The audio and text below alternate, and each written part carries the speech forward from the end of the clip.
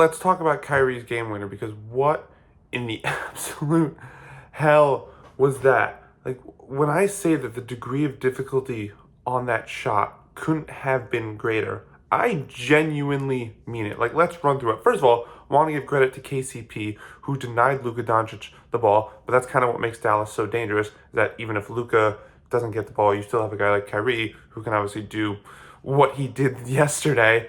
But just in terms of like the degree of difficulty, like think about everything that shot wasn't. It wasn't in the paint. He took it from actually just outside the free throw line. He was probably closer to the 3-point line than the free throw line. It wasn't off 2 feet. It was 1 foot, kind of off balance. It wasn't with his dominant hand. It was with his off hand.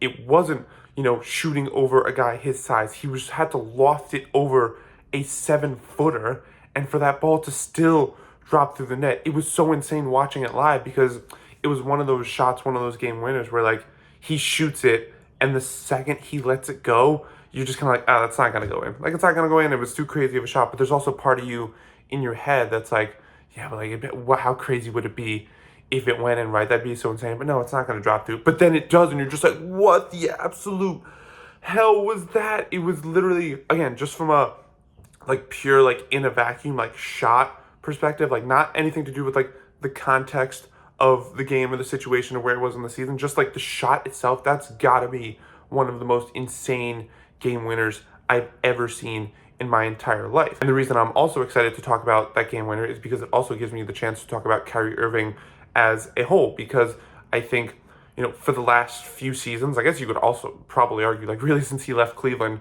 it feels like so much of the conversation about Kyrie Irving has been about anything but basketball. Now, in fairness, a lot of that has been self-inflicted. The stuff he had with Brooklyn, with the vaccine, and then like the video he promoted, but also just like criticism about like maybe his leadership style in Boston. Now maybe he's not fit to be the guy. Like it was very frustrating as a really big basketball fan and a really big Kyrie Irving basketball fan, because as far as what this dude brings to the court, there's only a handful of guys who are more exciting to watch than Kyrie Irving. But the problem was that so much of the conversation wasn't about what he was doing on the court. It was about all that other stuff. And that really sucked, because, again, this is one of the most talented, entertaining, fun players to watch. But we just that wasn't so much the focus over the last handful of years. And the reason I bring that up is because if we're going to criticize him in those moments when the leadership isn't, where it should be, or if he's doing some stuff off the court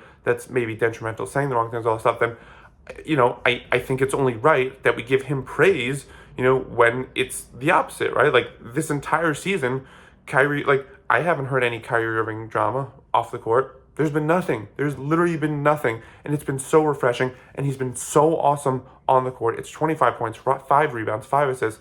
He's so close to joining the 50-40-90 club. He's at 49-41-90 right now.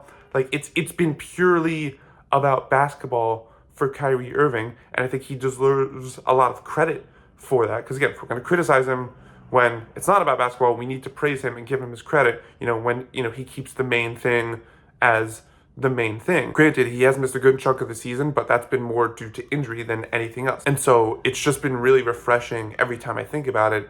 And yesterday's game winner was such a prime example of, like, again, Kyrie Irving is one of the most entertaining basketball players to watch. And it's really refreshing when the conversation around him is on that basketball stuff. Like, he has the best handles, I think, of any player in NBA history. His finishing package, I think, in terms of under the rim, also might be the best in NBA history. The shot making, the creativity, like, it's all just so insane. And it was on full display yesterday with that improbable game winner. And so it's just, I think this is like such a good time to give Kyrie his flowers for everything he's done this season. I don't know what's going to mean for Dallas in the playoffs. They're currently 7th right now, but they are technically tied for 6th record-wise, but obviously tiebreakers and whatnot. And they're only 3.5 games out of 4th, so who knows where they could wind up. And obviously I think Dallas could be a very dangerous out in the playoffs, mostly because of Luka Doncic, and hey, he could be the best player in any series he's in. But also, like, again, having a guy like Kyrie Irving as your second guy, that also makes you really dangerous. Again, like we saw in that game at the end where, oh, Luka doesn't get the ball. What are we going to do? Oh, we still have this guy who hit one of the biggest shots in NBA Finals history to get the ball to, and he could clearly make something out of nothing. It was just a beautiful shot, one of the most improbable. Like, you even heard the announcers, like, they were, so Ryan Ruocco and Richard Jefferson, even they were taken by surprise. You usually hear announcers, they were usually, have some level of, just play it cool and like, oh, we've been here before, but nobody's seen that before. So it was really hard to do that, and really impressive. And it's the perfect time to give Kyrie his credit for the way he's handled himself this season, both on and off the court. And yesterday, not necessarily punctuated, but I guess highlighted by that insane shot yesterday. It's just a testament to all that he's great at in terms of the creativity, the improbability, his ability to just like finish in any situation. And we saw that, and it was just insane. And I can't wait to see, more of that to come to finish out the regular season, and also what it could mean for Dallas in the playoffs.